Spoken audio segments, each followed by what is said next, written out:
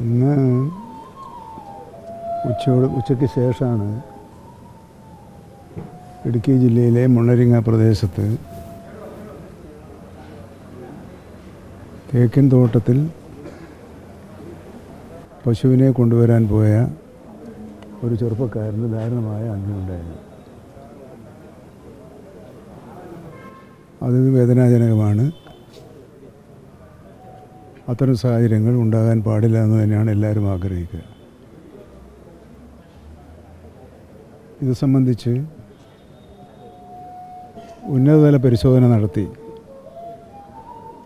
Report സമർപ്പിക്കുന്നതിന് വേണ്ടി chief wild life വാർഡനെ ചുമതലപ്പെടുത്തിയിട്ടുണ്ട്. ഇതെങ്ങനെയാണ് ഉണ്ടായത്, സംഭവം എവിടെയാണ് ഉണ്ടായത്, എങ്ങനെയാണ് ഉണ്ടായത്, വനംവകുപ്പിലെ ഉദ്യോഗസ്ഥന്മാരുടെ ഭാഗത്തുനിന്നുള്ള വീഴ്ച കൊണ്ടാണോ അങ്ങനെ സംഭവിച്ചിട്ടുള്ളത് തുടങ്ങിയ കാര്യങ്ങളാണ് പരിശോധിക്കേണ്ടത്. അവിടുത്തെ MLA ബഹുമാനപ്പെട്ട PJ ജോസഫ് എന്നെ വിളിച്ചിരുന്നു. നിയമാനുസൃതം ചെയ്യേണ്ട കാര്യങ്ങളൊക്കെ ചെയ്യുമെന്ന് ഞാൻ അദ്ദേഹത്തിനോട് പറഞ്ഞിട്ടുണ്ട്. പക്ഷെ എനിക്ക് അവിടെയുള്ള മാധ്യമപ്രവർത്തകന്മാർ അറിയിച്ചതുപോലെ, മനസ്സിലാക്കിയുള്ളതുപോലെ കഴിഞ്ഞ കുറേ മാസമായി അവിടെ ആനകൾ കാണാറുണ്ടെങ്കിലും മറ്റു തരത്തിലുള്ള പ്രശ്നങ്ങളൊന്നും ഇല്ലാതിരുന്ന സ്ഥലമായതുകൊണ്ട് ചിലപ്പോൾ അത് ഹോട്ട്സ്പോട്ട് എന്ന ലിസ്റ്റിൽ പെട്ടിട്ടുണ്ടാവില്ല. അപ്പോൾ അത് ഹോട്ട്സ്പോട്ടിൽ പെടുത്തേണ്ട സ്ഥലമാണ്. അങ്ങനെയാണെങ്കിൽ അതെന്താണ് ചെയ്യേണ്ടത്, അതിനുള്ള പ്രതിവിധി എന്താണ്? അവിടുത്തെ ആളുകൾ ഇപ്പോൾ പറയുന്നതായി മനസ്സിലാക്കിയത് സോളാർ ഫെൻസിങ് വേണമെന്നാണ്. പക്ഷേ ഇടുക്കി ജില്ലയിലെ വിവിധ ഭാഗങ്ങളിലായി 5 കോടിയോളം രൂപ ചെലവഴിച്ചുകൊണ്ടുള്ള ഫെൻസിങ് സ്ഥാപിക്കുന്നതിനുള്ള പൊതുവായ നടപടികൾ സ്വീകരിച്ചിട്ടുണ്ട്. അത് ഈ സ്പോട്ട് ഇടുക്കി നമ്മൾ കേരളത്തിലെ 12 മൊത്തം ജില്ലകളെ 12 സ്പോട്ടുകളായി തിരിച്ച് അവിടെ ഒരു ഇൻറ്റൻസീവ് പ്രോഗ്രാമാണ് ഇപ്പോൾ നടപ്പിലാക്കാൻ ആലോചിച്ചിരിക്കുന്നത്.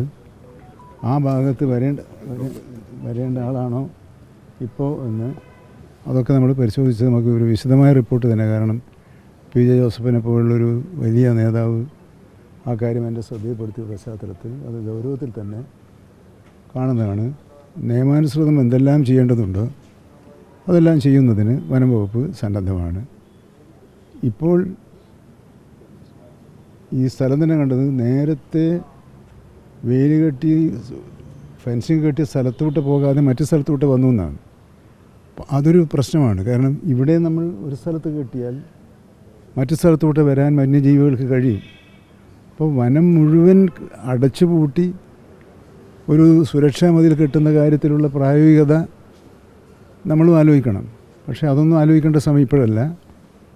ഇപ്പോൾ വേണ്ടത് അവിടെ മരണം സംഭവിച്ചവരെ എങ്ങനെ ആശ്വസിപ്പിക്കാമെന്നുള്ളതാണ്. അതിനുള്ള മാർഗം എന്താണ് എന്നാണ് ആലോചിക്കുക.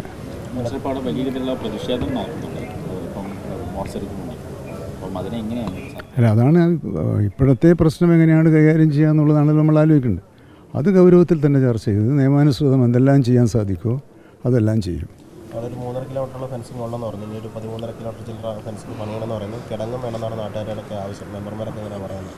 അല്ല, അത് ഞാൻ പറഞ്ഞില്ല, ഇപ്പോൾ ഓരോ ജില്ലയിലും ഇത്തവണ നമ്മൾ നിർദ്ദേശം കൊടുത്തിരുന്നത് ഈ ഫെൻസിംഗ് ഒക്കെ സ്ഥാപിക്കുന്ന സ്ഥലം സംബന്ധിച്ച് പഞ്ചായത്ത് പ്രസിഡൻറ്റുമായി കൂടി ആലോചിക്കണമെന്ന് ഞങ്ങൾ പറഞ്ഞിട്ടുണ്ടായിരുന്നു. അപ്പോൾ അവർ പറയുന്നതിന് മുൻഗണനയുണ്ട് എന്ന് മാത്രമല്ല, ഈ രാഷ്ട്രീയ കൃഷി വികാസ് യോജനയുമായി ബന്ധപ്പെട്ട് നടത്തുന്നുണ്ട് തന്നെ കൃഷി വകുപ്പുമായി കൂടി ആലോചിച്ചാണ് എവിടെയൊക്കെയാണെന്ന് വേണ്ടത് പറഞ്ഞത്. അപ്പോൾ അതിലെന്തെങ്കിലും പോരായ്മയുണ്ടോ, അത് ഇപ്പം ഇവിടെ നിന്നിട്ട് അത് പോരായ്മ സംഭവിച്ചിട്ടുണ്ടോ തുടങ്ങിയ കാര്യങ്ങളാണല്ലോ അന്വേഷിക്കേണ്ടത്. ഏതായാലും വിശദമായി അന്വേഷിച്ച് റിപ്പോർട്ടിൻ്റെ അടിസ്ഥാനത്തിൽ നിയമാനുസൃതം ചെയ്യാവുന്ന എല്ലാ കാര്യങ്ങളും ചെയ്യും. കൂടുതൽ സുരക്ഷ ഏർപ്പെടുത്തേണ്ട കാര്യങ്ങളുണ്ടെങ്കിൽ അതിനെന്തെല്ലാം ചെയ്യേണ്ടത് എന്നീ കാര്യങ്ങളും തീർച്ചയായും ഗൗരവത്തിൽ തന്നെ ആലോചിച്ച് തീരുമാനമെടുക്കുന്നതാണ്. ഈ സോളാർ ഫെൻസിങ് പരിധി കൂട്ടും എന്നുള്ളത് അത് അടിയന്തരമായി തന്നെ ഉണ്ടാകുമോ? അത് വരട്ടെ, അതിന് എത്ര വേണം, എന്തുകൊണ്ടാണ് വരാമെന്ന് അത് സ്കീമിൽ ഉൾക്കൊണ്ടിട്ടുണ്ടോ, ഉണ്ടെങ്കിൽ പിന്നെ പെട്ടെന്ന് ചെയ്യാമല്ലോ. സ്കീമിൽ ഉൾക്കൊണ്ടിട്ടില്ലെങ്കിൽ പ്രത്യേകമായി ഫണ്ട് കണ്ടുപിടിക്കണമല്ലോ. പക്ഷേ അതെല്ലാം ഇങ്ങനെ ഉദാസീനതയോടുകൂടി ലാഘവബുദ്ധിയോടുകൂടിയല്ല, യുദ്ധകാല അടിസ്ഥാനത്തിൽ തന്നെ അത് പരിശോധിച്ച് നടപടി സ്വീകരിക്കുന്നതാണ്.